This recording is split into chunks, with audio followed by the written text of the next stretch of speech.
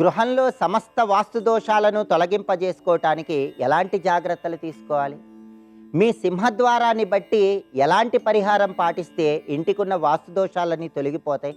వాస్తుపరంగా గృహంలో ఎలాంటి జాగ్రత్తలు తీసుకోవాలి? ఈ విషయాలన్నీ నేటి పరిహారాలు, పరిష్కారాలు అనే అంశంలో పరిశీలిద్దాం. గృహము ఎప్పుడూ కూడా త్రిభుజం ఆకారంలో ఉండకూడదు. ఆంగ్లాక్షరం యు ఆకారంలో ఉండకూడదు. విసనకర్ర ఆకారంలో ఉండకూడదు. అలాంటి గృహాలు సంపూర్ణంగా వాస్తు దోషాలను కలిగి ఉంటాయి. అలాగే సింహద్వారానికి ఎదురుగా ఎప్పుడూ కూడా గృహంలో మెట్లు రాకూడదు. మెట్లు ఎప్పుడైనా సరే గృహంలో బేసి సంఖ్యలో ఉండేలాగా చూసుకోవాలి.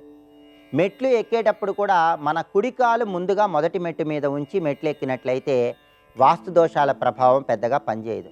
అలాగే ఎప్పుడు కూడా మెట్లు తూర్పు వైపు నుంచి పడమర వైపు వచ్చేలాగా ఏర్పాటు చేసుకోవాలి. లేదా ఇంట్లో మెట్లు ఉత్తరం వైపు నుంచి దక్షిణం వైపు వచ్చేలాగా ఏర్పాటు చేసుకోవాలి. అదేవిధంగా గృహంలో ఎప్పుడైనా సరే ఒక గుమ్మానికి ఎదురుగుండా ఇంకొక గుమ్మం వచ్చేలాగా చూసుకోవాలి. లేదా గుమ్మానికి ఎదురుగా ఒక కిటికీ వచ్చేలాగా చూసుకోవాలి. అప్పుడు ప్రతి గుమ్మానికి కూడా అనుకూల శక్తులు ఎక్కువగా ఉంటాయి.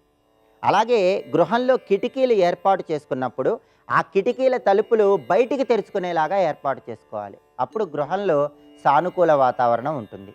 ఏ గృహంలో అయినా సరే తూర్పు వైపు ఉత్తరం వైపు మూతపడకుండా జాగ్రత్తగా చూసుకోవాలి. అప్పుడు ఆ ఇంట్లో సకారాత్మక శక్తి అనేది ఎక్కువగా ఉంటుంది. అయితే ఇంటి సింహద్వారాన్ని బట్టి ఎలాంటి వాస్తు దోషాలున్నా సరే ఆ వాస్తు దోషాలు తొలగింపజేసుకోవటానికి ప్రత్యేకమైనటువంటి మూటను సింహద్వారానికి వేలాడదీయాలని వాస్తుశాస్త్ర పరిహారాల్లో చెప్పడం జరిగింది. సహజంగా దక్షిణ ముఖం సింహద్వారం పెద్దగా శుభ ఫలితాలను కలిగింపజేయదు. కేవలం కొన్ని వర్గుల వారికి మాత్రమే వాస్తుశాస్త్ర పరంగా దక్షిణ ముఖద్వారం కలిసి వస్తుంది. కానీ సాధ్యమైనంత వరకు తూర్పు, పడమర, ఉత్తర ముఖద్వారాలు ఉన్నటువంటి ఇంట్లో ఉండటం ఉత్తమ ఫలితాలను కలిగింపజేస్తుంది.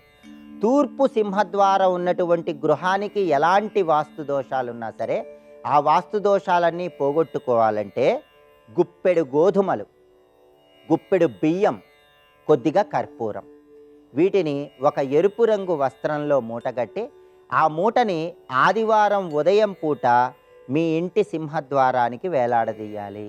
ఈ మూట ప్రభావం వల్ల తూర్పు సింహద్వారం ఉన్న గృహాలలో ఎలాంటి వాస్తు దోషాలున్నా ఆ వాస్తు దోషాలన్నీ తొలగింపజేసుకోవచ్చు. అలాగే పడమర సింహద్వారం ఉన్నటువంటి గృహాలు కలిగిన వాళ్ళు గృహంలో ఉన్న వాస్తు దోషాలన్నీ తొలగింపజేసుకోవాలంటే ఒక గుప్పెడు బియ్యము, అంతే బరువు కలిగినటువంటి కొన్ని పత్తి గింజలు, కొద్దిగా కర్పూరము, వీటిని నీలం రంగు వస్త్రంలో మూటగట్టి శనివారం ఉదయం పూట ఆ మూటను మీ సింహద్వారానికి వేలాడదీయాలి. ఆ మూట ప్రభావం వల్ల పడమర సింహద్వారం ఉన్నటువంటి గృహాలలో ఉన్న వాస్తు దోషాల తీవ్రతను తగ్గింపజేసుకోవచ్చని వాస్తుశాస్త్ర పరిహారాల్లో చెప్పడం జరిగింది. అలాగే ఉత్తర సింహద్వారం ఉన్నటువంటి గృహాలు కలిగిన వాళ్ళు గుప్పెడు బియ్యము, గుప్పెడు పెసలు, కొద్దిగా కర్పూరము, వీటిని ఆకుపచ్చ రంగు వస్త్రంలో మూటకట్టి బుధవారం ఉదయం పూట ఆ మూటను మీ సింహద్వారానికి వేలాడదీయాలి. ఇలా చేస్తే ఉత్తర సింహద్వారం ఉన్నటువంటి గృహాలలో ఎటువంటి వాస్తు దోషాలు ఉండవు. అన్ని వాస్తు దోషాలను తొలగింపజేసుకోవచ్చు. ఇలా తూర్పు, పడమర, ఉత్తర సింహద్వారాలు ఉన్నటువంటి వాళ్ళు ఈ ప్రత్యేకమైనటువంటి మూటలను సింహద్వారానికి ఏర్పాటు చేసుకోవాలి.